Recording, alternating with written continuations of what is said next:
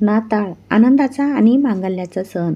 नाताळ आनंदाचा आणि मांगल्याचा सण. प्रस्तावना. नाताळ, ज्याला इंग्रजीमध्ये ख्रिसमस असे म्हणतात, हा ख्रिश्चन धर्मियांचा सर्वात मोठा आणि आनंदाचा सण आहे. हा सण दरवर्षी 25 डिसेंबर रोजी संपूर्ण जगात मोठ्या उत्साहात साजरा केला जातो. हा केवळ धार्मिक सण नसून तो प्रेम, शांती आणि बंधुत्वाचा संदेश देणारा सण आहे. ऐतिहासिक महत्त्व. नाताळ हा सण प्रभू येशू ख्रिस्त यांच्या जन्मोत्सवाप्रित्यर्थ साजरा केला जातो. ख्रिश्चन मान्यतेनुसार हजारो वर्षापूर्वी याच दिवशी बेथलहेममध्ये एका गोठ्यात येशू ख्रिस्तांचा जन्म झाला होता. देवाने जगाला पापातून मुक्त करण्यासाठी आणि मानवजातीला सत्याचा मार्ग दाखवण्यासाठी आपल्या पुत्राला पृथ्वीवर पाठवले, अशी भाविकांची श्रद्धा आहे. सजावट आणि परंपरा. नाताळच्या आगमनापूर्वीच घराघरात आणि चर्चमध्ये तयारी सुरू होते. या सणाचे मुख्य आकर्षण म्हणजे नाताळ वृक्ष, ख्रिसमस ट्री. हा वृक्ष रंगीबेरंगी दिवे, चांदण्या, फुगे आणि भेटवस्तूंनी सजवला जातो. घराच्या दारात मोठी चमकणारी चांदणी स्टार लावली जाते, जी येशूच्या जन्माच्या वेळी आकाशात दिसलेल्या ताऱ्याचे प्रतीक मानली जाते.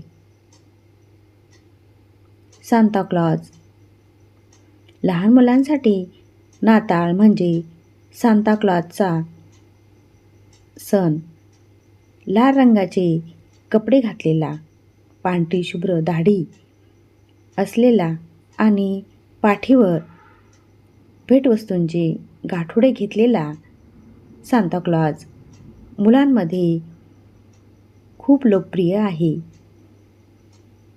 असे मानले जाते की सांता क्लॉज रात्री येऊन चांगल्या वागणाऱ्या मुलांना सुंदर भेटवस्तू देऊन जातो.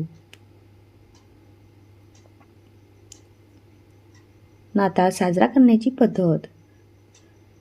24 डिसेंबरच्या मध्यरात्री चर्चमध्ये विशेष प्रार्थना, मिडनाईट मास आयोजित केली जाते. लोक नवीन कपडे घालून चर्चमध्ये जातात, मेणबत्त्या लावतात आणि येशूची गाणी, कॅरल्स गातात. नाताळच्या दिवशी केक आणि विविध गोड पदार्थांची रेलचेल असते.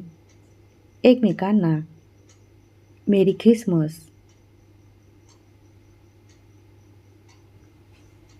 मेरी ख्रिसमस म्हणून शुभेच्छा दिल्या जातात.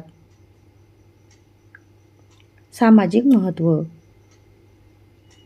नाताळ हा सण देणे आणि प्रेम करणे शिकवतो. या दिवशी लोक गरिबांना अन्नदान करतात, गरजूंना कपडे आणि भेटवस्तू देतात.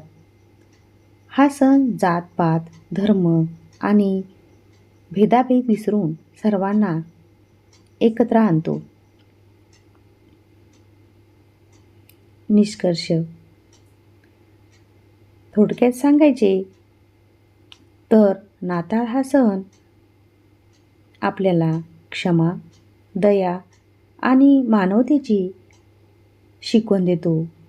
प्रभू येशू ख्रिस्तांनी जगाला दिलेला प्रेमाचा संदेश आजही तितकाच महत्त्वाचा आहे.